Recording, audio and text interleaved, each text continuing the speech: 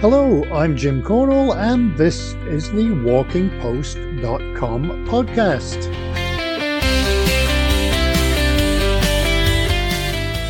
WalkingPost.com is the news website dedicated to walking, with all the latest on trails, books, gear, fitness, festivals, events, health, and more. This podcast is number 23, and it's going out on August the 8th, which is International Cat Day. And seeing as mine was born in Russia, it is definitely an international cat.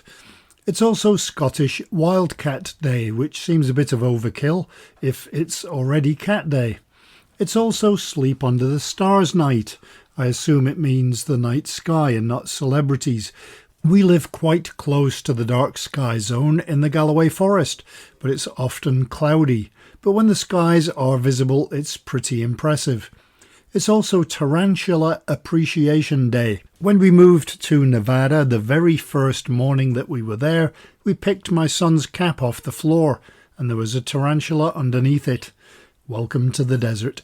Today is also Infinity Day, which I could talk about forever, but I won't. Let's move on. As for birthdays, well, 3 people that I actually knew. Dustin Hoffman, Roger Federer, and The Edge from U2. We had a storm pass through this week and a wet weekend, so there's been virtually no walking involved, and I'm actually recording this a couple of days in advance, as I'm away on Friday, so it's quite possible something interesting has happened in between. Last week on the podcast we talked about a wonderful new book about wayfaring, and we talked about the Trent Vale Trail. On the podcast this week we have 3 guests, but 2 interviews. We're talking about dinosaur trails in Leicestershire and an 8-day 80-mile walking challenge in Somerset. Of course, first we take a quick look at some of this week's articles on WalkingPost.com. If you do have guest ideas, news, subjects to cover or comments, or if you want to advertise, please do get in touch via WalkingPost.com, or you can just email me directly at jim@walkingpost.com.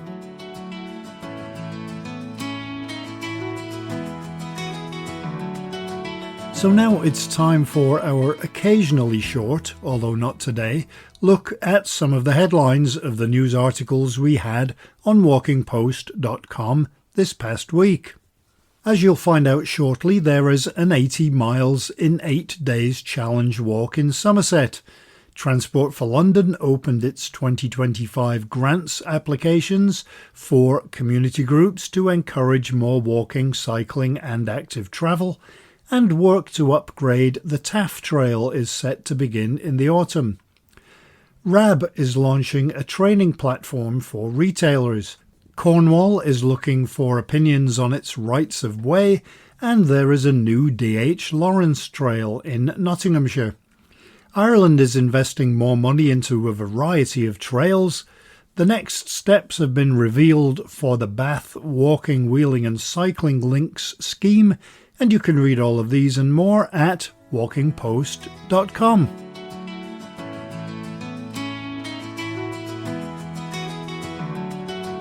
So that brings us to the first feature on this week's podcast, and we're talking about dinosaurs. Well, kind of. If you're on a trail in Leicestershire this summer, you might spot some dinosaur trail markers created by children at schools from around the county. They are to promote T-Reks or Treks. It's a great scheme to promote activity, and to tell us about it are Kit Prime, Communications Officer at Leicestershire County Council, and Jessica Herbert, a Safe and Sustainable Travel Manager. And in the conversation, it's Kit you will hear from first.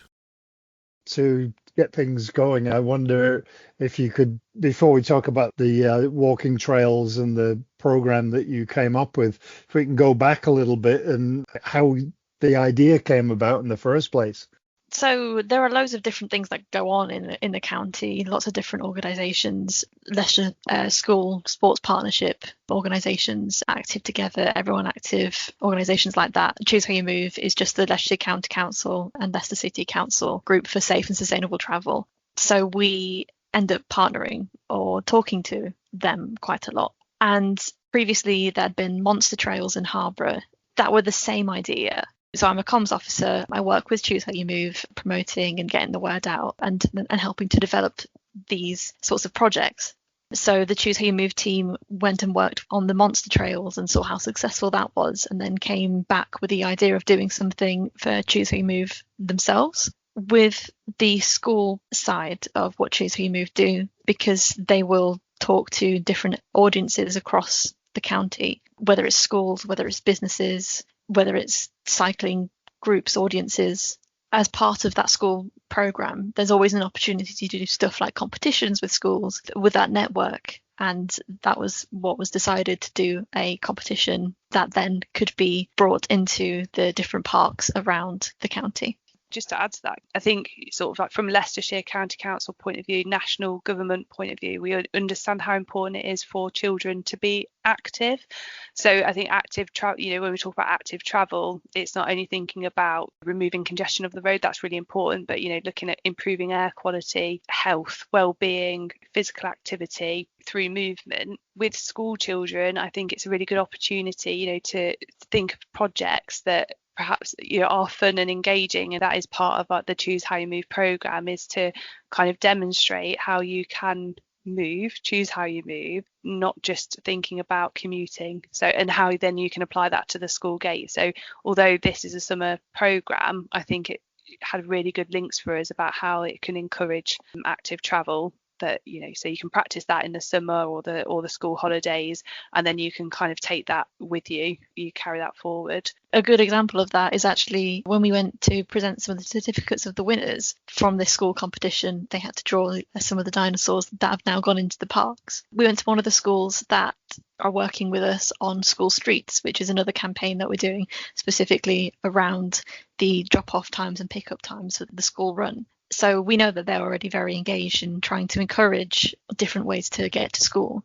That shows that willingness to work with us to encourage all sorts of different ways to choose cycling, to choose walking, to choose parking and then walking to school. So we're able that way to get that network in, which is quite helpful. With the competition itself with the schools, what were the criteria? So what were they told to come up with? Really, a lot of it was just the creativity of the kids. The only requirement really was it would have to be done in the springtime in order to get it done for the summer. And it was just draw a dinosaur, your favourite dinosaur, whatever sort of dinosaur, cycling or scooting or walking, promoting active travel from the drawing itself to the trail, and then also the competition on the trail itself now. That's also about encouraging and learning about active travel. It must have been fun looking at some of the entries. Yes, there's some brilliant designs, and really creative thinking of what active travel could look like in the future, I think, as well, from some of the pictures that we saw. It wasn't just bikes and skateboards, and there was quite a lot of different designs coming through, so it's brilliant.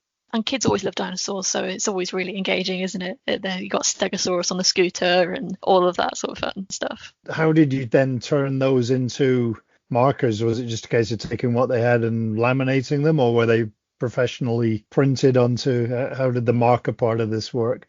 So this campaign is in partnership with Questar, who do the trails, interactive trails outside areas like parks and like greener environments. They're a very sustainability minded organisation. We've partnered with them to spruce up the drawings, so there's a certain consistency across the markers. And so mentioning that we went to that school that was doing school streets, when we were able to present the certificates, we presented them with the drawing as well of any drawing that was going to go on the markers in the parks. The 3 kids that we talked to were very, very excited to see their dinosaurs. They were able to make those designs, and then they sent them back to us to print out and laminate and put across all the different parks. So the Choose How You Move teams chose the parks and then went out in preparation, made the trail and then put them up. Questar, how they work as well is they have a QR code, and that's the interactive part of it. So with a QR code, there's also a letter on each of the markers, and that word, if you unscramble it, if you go to all of the markers, you unscramble the word, you get an active travel word, something like ramble or cycle, something like that, small enough that kids from all ages could guess the word. So the idea is that then the parents or responsible adult can scan that QR code on that marker, submit the word, and then be entered into a competition with local businesses who have generously donated prizes. They're businesses from all over the county as well, which was really nice that we get to support local businesses too. How big are the markers? Probably about 15 centimetres long. Yeah. So they're quite visible. So I think what's quite good is that where they're located in the parks, they're almost a bit eye-catching as well, because you're like, oh, what's this? And I think some of the people that have taken part in the competition would have scanned into it sort of wondering what it's about. Although we have marketed it and we have advertised it, I think what's quite good is that curiosity can get the better of you sometimes as well, and there's word of mouth that comes with that. I've seen a few now dotted around like the local parks. I think what's good is Kit's kind of mentioned the sustainability of it. We can reuse those dinosaur pictures as well, so we've kind of kept that in mind. But they do look great. I think the children should be really proud of their designs, and I think it's quite cool as a kid if you get your picture back and it looks animated and professional and you can say that you've designed a dinosaur. I think that's awesome. And they'll remember that. It's bringing back a memory of connecting the dots between enjoyment and around the educational side of why they're doing it. We talk about that a lot, connecting a memory from when you're younger about something that was engaging enough to hold your attention that you can keep, but why you were doing that. I think, and again, that kind of links back to doing these activities that can also work with performance in education and things like that. So, that's another really key aspect of making sure that it looks good, it was memorable, it was fun to do. You can talk about it with your friends and probably say, well, I designed a dinosaur down in Welland Park, go and have a look at it. I think it's by the blossom tree or by the river. It's keeping that conversation going in creative ways, I think, not just sort of, have you heard about active and sustainable travel? We think you should do it because it's really good for you. It's engaging the right audience, in the messages that you want. But also it's a free trail as well. And during the summer holidays, I mean, I'm not a parent, far too young for that, frankly. I'm not a parent, but I can entirely empathise with the fact that summer holidays, schools are out, you've got your kids home and you want to do something. Childcare is expensive, but this is free. Because there are 14 parks as well. You can go all around the county and do it and spend your days doing it. So not only is that free and beneficial for the parents, but that's also a way for the parents to encourage the children more and make that a really positive thing for them to guide as well, and spread that word to other parents, to their communities on top of that too. I think what was really key about it is obviously it's a free activity, but also we're trying to link it into making sure that it's accessible by public transport. So, you're not having to rely on cars to get to the parks and the quests and the trails as well. Them being off-road, in quieter, greener spaces, hopefully it gives parents or carers or whoever's with the children, a bit more confidence that you can try out your bike skills, or you can let the children try and be guided, in terms of mapping out a walk, deciding where would the next best place to go would be, practicing those skills that link into the active and sustainable travel side, as well as catching the bus. I am a mum, got a 6-year-old. I really do try and encourage him to read a bus timetable or what fare you might need to ask the bus driver. They're skills that we're trying to develop at the moment. Did you tell the kids where their markers were, or did they kind of have to do all 14 trails so that they could find their marker? Via the schools, the kids were notified if their dinosaur was going to go on a marker and where it is as well.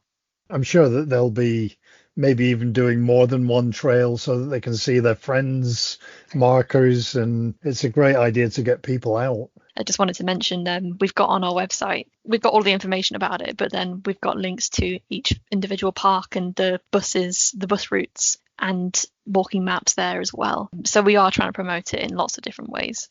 Again, just trying to think about things that can help families during the summer. I think for the public transport side, we have this free Saturday travel on buses throughout August. A lot of parents do have to work in the summer holidays. They're not going to be off Monday to Friday as an activity, but looking for something free to do with the children. Again, if you're going to be travelling on a Leicestershire County Council supported service, you can access free travel on a Saturday. So again, just kind of trying to maximise opportunities for people to be able to get involved, at a lower cost.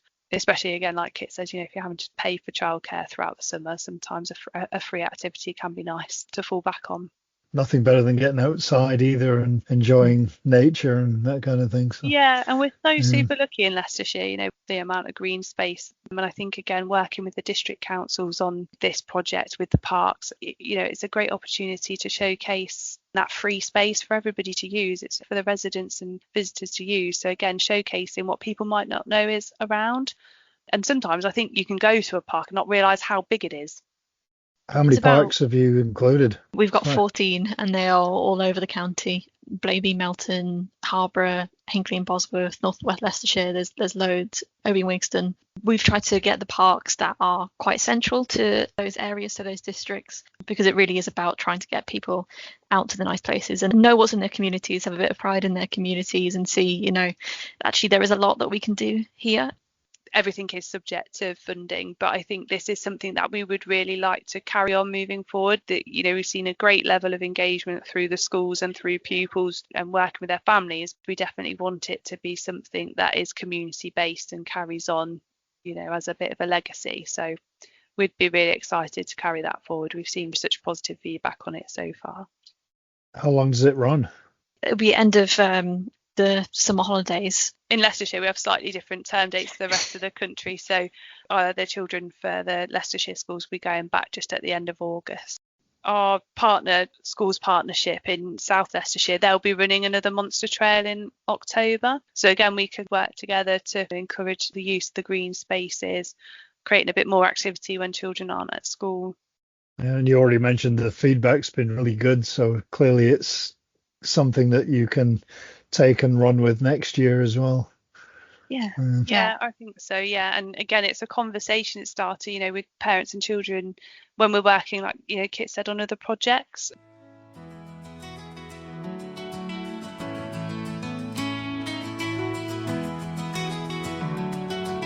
A great idea, and as children are generally excited to see their work, I'm sure some of them are tackling every dino trail in the county. I can definitely see other counties trying the same thing next year. Now we're moving on to a long walk. National Trails has announced an 80-mile walking challenge in September that will take place along the Somerset and Exmoor coast on part of England's newest national trail, the King Charles III England Coast Path. Participants can do the entire walk, which takes 8 days, or they can pick certain days to walk. The event starts on the 28th of September, and to tell us all about it is Isabel Pring of the Somerset Trail Partnership for the King Charles III England Coast Path. So I guess before we even start talking about the challenge walk, I wonder if you could tell me what the Somerset Trail Partnership is. So a trail partnership is basically the method by which most national trails are managed. And so quite often, you know, in partnership with Natural England, there will be a trail partnership. It's usually made up of stakeholders along the route of the trail. So for something like the Pennine Way or Offarsdyke Bridle Way or something, it may be, well, it's not smaller than ours, but you know, something like the Southwest Coast Path is 630 miles and is large and has lots of members and stakeholders from different counties and everything. We're just one county. So, for example, our partnership includes the Quantock Hills National Landscape, Wildfowl and Wetlands Trust, which is part of Slimbridge, but there is also a Sturt Marshes base here, the Somerset Wildlife Trust, the Ramblers, the National Trust, who own and manage some of the areas along our trail. I'm trying to think if I've missed anyone. I'm sure I have. Obviously, Somerset Council's Right of Way team, which is where I sit, although I'm employed by the partnership to sort of pull it all together. Although in general, with most national trails, because of the nature of a trail and its status as a public right of way, very often a lead partner will be the right of way team from the council that the trail sits within. For the King Charles III England Coast Path, there are multiple trail partnerships because it's too big, so it gets divided up. And so at the moment, I'm on a trail partnership that just covers Somerset. And we don't actually cover all of Somerset. I cover from Minehead to Brean Down. From Minehead going west, because that has always been part of the South West Coast Path, that falls within South West Coast Path and Exmoor National Park.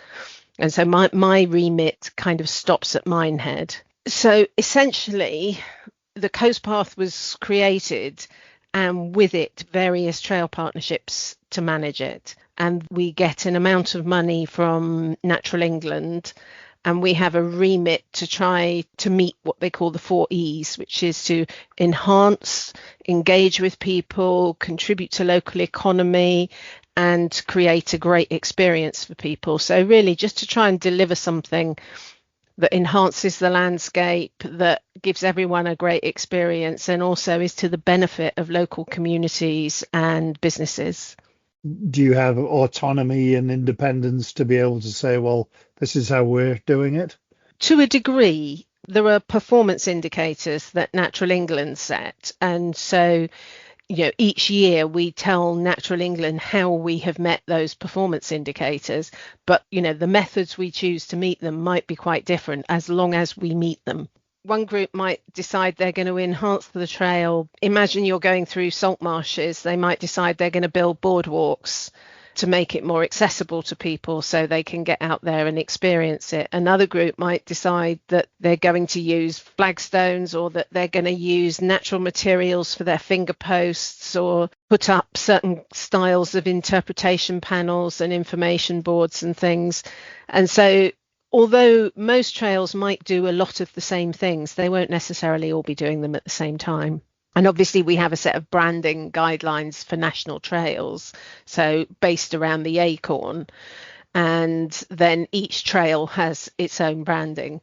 So for the King Charles III England Coast Path, the way it works is if there was a trail already there, like the South West Coast Path, the South West Coast Path remains, but it becomes part of the England Coast Path, or King Charles III England Coast Path. Even if that trail wasn't a national trail, we have 2 local trails in Somerset, the Parrot Trail and the West Somerset Coast Path.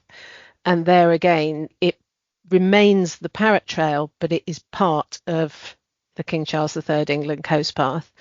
And so it doesn't take over from existing trails. If anything, it just supports them, because as a national trail, it gets some budget to enhance it and make it accessible. I heard recently that the England Coastal Path in its entirety was just 66% completed. Are you complete where you are, or are there still bits to connect? We did have one very short section that opened, I think it was 2 years ago, but the bulk of our section from Brean Down to Minehead was opened quite some time ago, and in fact next year will be its 10th anniversary. And so that has been going for some time. We still have our problems and things, and the nature of a coastal trail is there is always erosion. There's always something that you have to consider and may not have considered. I know some of the parts that have been more difficult to open have suffered because they are constantly eroding so fast that, establishing the trail and getting a base for it. There is a system that I think we've used it twice. It might be 3 times now, called rollback, which in certain locations where we're pretty sure the coast is going to erode, when the trail was created, they actually negotiated the ability to keep rolling it back as that happened.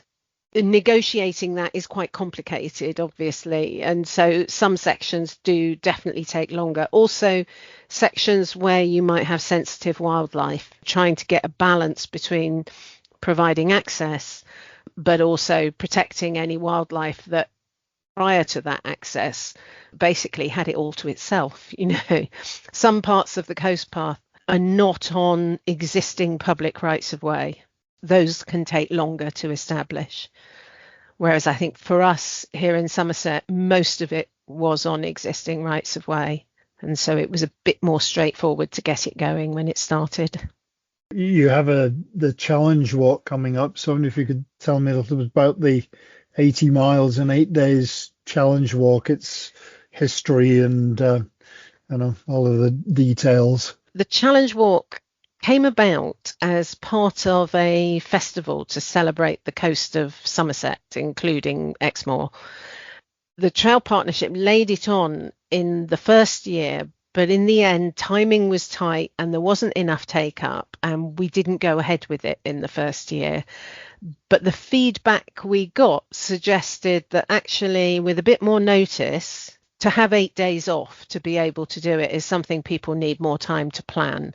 So the suggestion seemed to be that we should perhaps go ahead and try again in the second year. And so we did. And I think it went very well, even though we had, I think the first few days were, it wasn't solid rain the entire time, but it did rain, and bless everyone who walked. There might have been one or two who didn't, but most people turned up and they did the walk, and I think enjoyed it. If you go out prepared, if your goal is to complete the challenge and to walk the coast of Somerset, then, you have to accept that it might rain at some point. Fingers crossed for this year that it doesn't, because it's obviously much, much nicer if it doesn't. There were only 3 people who actually completed the challenge.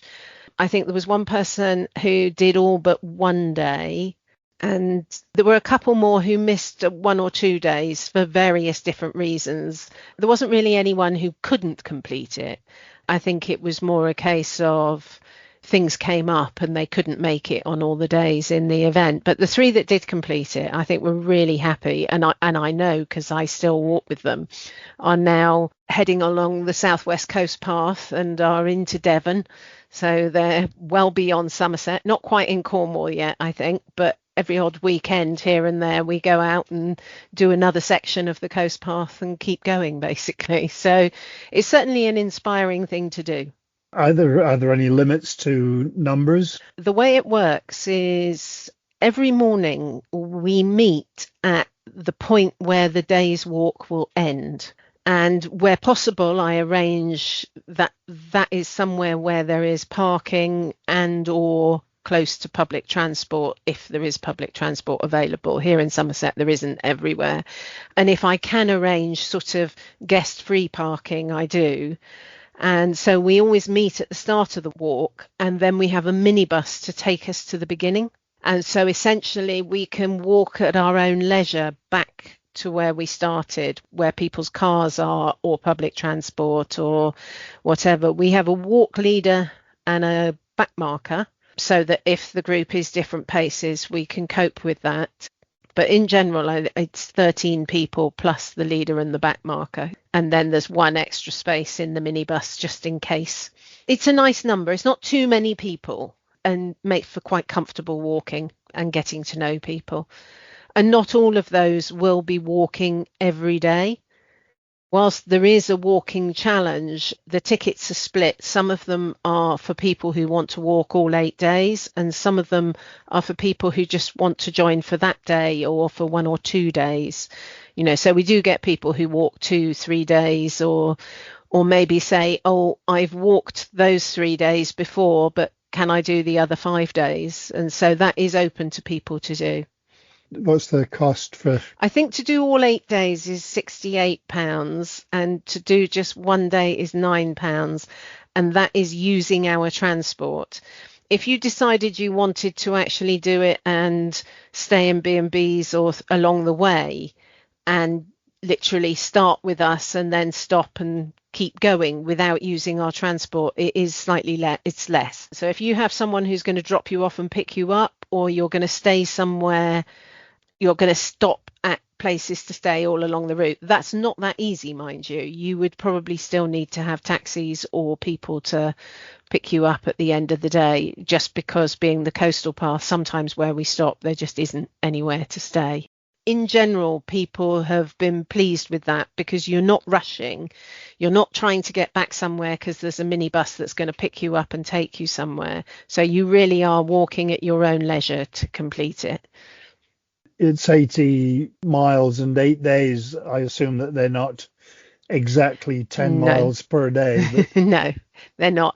Some of them are 8 miles. I think that the longest is 12 point something miles and the shortest is 8 point something miles. The first year we ran it, we walked from Greendown to County Gate, so the north of the county to the south.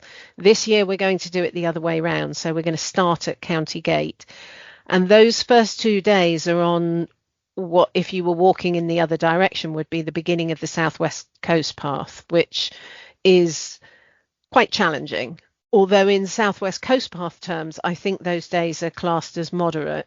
For our challenge purposes, they are challenging. And I think even people who walk the Southwest Coast Path, if they haven't walked that before, the walk out of Minehead and up onto the top of Exmoor, it introduces hills very quickly. And so we start from County Gate, which is up on the top of Exmoor, and then we come down to Porlock, which is right down on the coast in the first day, and then we go back up onto the top of Exmoor and down to Minehead. And so those first 2 days are at the low end, 8 miles or so. And then I think we have another short walk on the third day, which is much easier, but the idea is that people get a bit of a rest. And then we have the longer walks, which are mainly flat. There's a few hills at the beginning, and when you get to Breen Down, obviously you have to go right up onto the top of the down. It's a sort of natural pier that sticks out into the channel. It has steps that go up it, quite a lot of steps, and which I think Southwest Coast Path walkers would be familiar with. In between, certainly sort of Steart Marshes and there, so for almost half of it, I would say, it's actually completely flat. Although that also can present challenges. Sometimes, walking on the flat for long periods is just as challenging as climbing up and down hills where you've got more variety. So if you're someone who regularly does multi-day hikes or has walked the Southwest Coast Path, you would probably say it's not particularly challenging. But if you're somebody who walks 5 or 6 miles regularly but hasn't considered taking it that one step further and doing multi-day walks and perhaps stretching yourself a little bit, then I think you might find it challenging. You'll be tired at the end of it, that's for sure, but a doable challenge, as it were. And obviously you're going on existing paths, so do you have the opportunity to say next year when you do it again, we'll do it slightly differently or a different route? It's on the coast path, and so basically the route is always going to be the same. So we did it in one direction last year, we're doing it in the other direction this year. I'm unsure how much life something like this can have, in that, once the main people who think they fancy doing it have done it, they're probably not necessarily going to say, oh, let's do it again, unless they really love walking or in support of a cause or something like that. Because it will be our 10th anniversary next year, I'm sure we will do something, and we probably will try to make it a bit different in some way. But I'm not going to say, yes, we're going to carry on forever and ever. But hopefully we do have a cause that we support, and hopefully that will also help a bit. But I think, we could target different groups. We could perhaps try and do it at a different time and see whether we could get schools involved, or, split it up even more, make it shorter walks and have different schools do different sections or whatever, so that it was over a shorter space of time, but more people walking at once all along the coast. I can see that there are things we could do there. Somerset is quite diverse. There are lots of nice parts of Somerset. Could you maybe give some of the highlights and some of the communities that you would go through on the challenge? Yeah, we start up on County Gate. So for the first part of it, you're basically in Exmoor National Park. You've got rocky cliffs, you've got little paths. There's some classic coastal views in Exmoor National Park, sort of showing all the headlands going off down towards Devon. Similarly, if you're looking back the other way up the channel, you can see Steepholm and Flatholm sit in the Bristol Channel. So you've got Porlock Weir and Porlock next to Porlock Marshes in the middle of that, which are two, originally would have been fishing communities. These days, tourism, walking, really popular, quite vibrant coastal villages. Once you come down off Exmoor, you come to Minehead, which is famed for Butlins. I think it was the first Butlins, although someone might correct me if I am wrong, but I think it was the first Butlins. But again, was at one point an old fishing port, and had, still has an old harbour and quayside cottages and everything. From there, we shadow the West Somerset Railway, which comes out to the coast at Donington and Watchet, and then goes all the way through to Minehead, which is a heritage railway, a steam railway. We shadow that along. So we go through Dunster and Blue Anchor, but we don't really pass through the villages, because we're staying on the coast for most of that distance. And then you come to Watchet, which was originally a port, a busy working port that was sending iron ore across to Wales, coming off the Brendan Hills, and just serving generally the whole area. What was the port is now a marina, and it has an arts centre in. And so that is one of our stopping points along the way. We stop at Minehead, we stop at Watchet. And from there, as you leave, you're basically heading towards the shoreline of the Quantock Hills National Landscape. There's quite a lot of small villages. It's an area that was part of the sort of dividing up in 1066. And so you've got the old county houses, some of which you can see from the coast path. So you can see the old houses that were the manors for the different areas along there. And a lot of it is old estate land. So it's mainly farming land then, rather than the sort of Exmoor cliffs and things. Still cliffs. And at Blue Anchor, it's the start of a geological triple SI, site of special scientific interest. And that is for the rock strata and for the fossils. And so all the way through to Lilstock, which is just before Hinckley Point and the power station. On that section of coast, looking down from the top or looking up at the cliffs, there's some quite incredible swirling patterns, either on the shore or all the different strata running through the rocks in the cliff face. It's quite stunning to look at in that section. There are faults that run through as well, which are the same faults you get on the south coast. And so when you hear about cliff falls and things there, we do have similar things here where the cause is not erosion. It's actually things butting up to each other and moving, and the cliffs falling away because there is actually a fault in the rock strata there. And lots of fossils, ammonites and all sorts of things that you can. We walk across two of the beaches, and there's usually something to see on the beaches without having to look too hard. And then we walk around Hinckley Point, which I believe is the largest construction site in Europe, which I know is very contentious with lots of people. You know, some people hate it, some people are indifferent. I mean, there is a certain, seeing all the cranes and the amount of work and effort that is going into building a nuclear power station is quite something. And there's a lot of activity there, and we divert inland there just to skirt the whole construction site. Eventually, the coast path will move back to the coast. And from there, the geological triple SI ends, and the nature and the ecology triple SI starts. And then it's part of Somerset Wetlands National Nature Reserve. It's a triple SI, it's a Ramsar wetland site. It's got conservation all over it, and that continues all the way to the north of the county. But we've got salt marshes, we've got 3 estuaries there, the River Parrett, the Huntsville River and the River Brew. And all of those have bird life and some salt marsh and mud banks on them. And winding rivers. Paulet Hams is opposite Steart Marshes, which is a big oxbow in the River Parrett. There's a barrage balloon hangar there from experiments in the Second World War to work out how we could defend ourselves against barrage balloons, which is just a very, very large building, basically. From there, you basically heading up towards Brean Down, there's a 7-mile sandy beach, which has got Burnham-on-Sea lighthouse in it. People call it the lighthouse on legs. It's a wooden lighthouse which is actually on the beach, still working. You can also see an old shipwreck which is coming up out of the sand on the beach there, and you've got sand dunes backing the beach. And where possible, if there's an opportunity to nip in at lunchtime and get a cream tea, if people are interested, we do try and support that. There are businesses along the coast. We have a trail passport, which various businesses have stamps for. They all have different stamps. And so if you want to, as you walk along, we stamp you for completing the 80 miles in 8 days.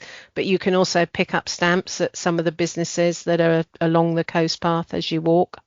You also mentioned there's a fundraising aspect to it. What's that part of it? There is. Through an earlier initiative, I'm doing some work promoting walks on the Outdoor Guide, which is the website that was set up by Julia Bradbury and her sister. I had some contact with them, and then they set up a foundation, the Outdoor Guide Foundation, the goal of which was to try and make it possible for every child to get outside no matter what the weather was. And the idea, what came out of it, is that, you know, not every family can provide waterproofs and wellies and all the clothing that is really needed for a school to start taking children out. So they came up with a plan to try to put together sort of sets of mixed sizes of 10 sets of waterproofs and wellies. And so they started a waterproofs and wellies campaign, and I thought it would be quite nice for us to support that. So last year we raised £350, and that bought 10 sets of waterproofs and wellies for West Huntsville Primary School, which is one of the coastal schools that we pass, we pass West Huntsville as we're on the walk. And this year I upped my game and said I want to raise £700. I'm afraid it's one of those things that, you know, it just depends on how it goes on the day, really, and whether people get into the fundraising spirit of it. But if they do, then hopefully we will be able to find 2 more schools that we can buy waterproofs and wellies for. Right. And when is the walk? September? Yeah, 28th of September to the 5th of October. All right. And how do people sign up for this? We are on Eventbrite, but also we have a website which is somersetcoastfestival.co.uk, which is probably the easiest way for people to find it. Or on social media, the coast path is at ECP Somerset. It's a great walk, and it's a great group of people. You know, the people who are now walking the Southwest Coast Path together, they didn't all know each other beforehand. You know, they met doing this walk and found a group of people that they enjoyed being with and carried on walking.